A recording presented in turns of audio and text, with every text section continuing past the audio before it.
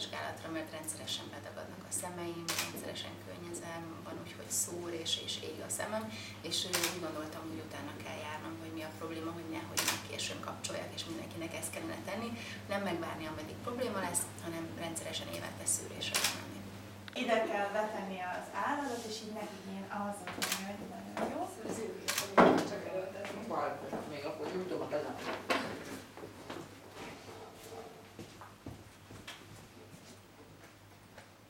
Jó nagyra nyisd ki, azaz.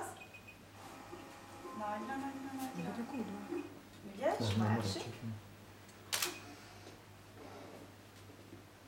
Oké, nagyra nyisd ki.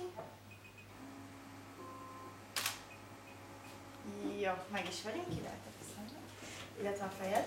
A szemedet nem megy. Ilyen egyszerű volt, és adott Tórika. Jó. Úgy megijedt az előző lánya, hogy Igen. Ez lesz a fújós. aha. Jó, ugyanúgy De be. egy kicsit Már fura azért, hogy rutinosan. belefújnak Igen. a... Szóval ez reflexzerűen összecsukja az ember. Oké, jó nagyra próbált kinyitni. Melyiket nézve, a pirosat vagy a zöldet? A zöldet. Oké. Nagyra.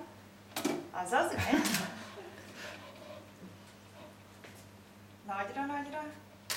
Nagyra, még nagyobbra. Na, Csak könnyezek, mint nem baj, nyugodtan pisloghatsz. annyira megható. Viszont egyenesen nézzél, mert Oké. addig nem mér. Nagyon jó. És még egyszer. Nagyra. Jó, oké. Másik.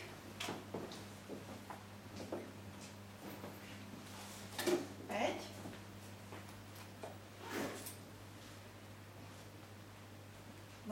Nagyobbra nyisd ki. Azaz. És még egyszer. Nagyon jó. Most nagyon. Hősiesen. Így van. Kapok gyalogát? Persze. Gyalogát, tudom, hogy filmekben. A doki. Na, a te szemed az abszolút tökéletes, tehát nullásat mér mind a kettőnél, teljesen tökéletes. Mert még annyira fiatal. Így De van. egyszer még már kaptam ilyen 0-25-öset, és pont azt mondtam, hogy majdnem karambol mert úgy éreztem, hogy összehúzza a szememet, és nem is használom. Ne használd, semmiképpen ne használd, nagyon jók az értékek.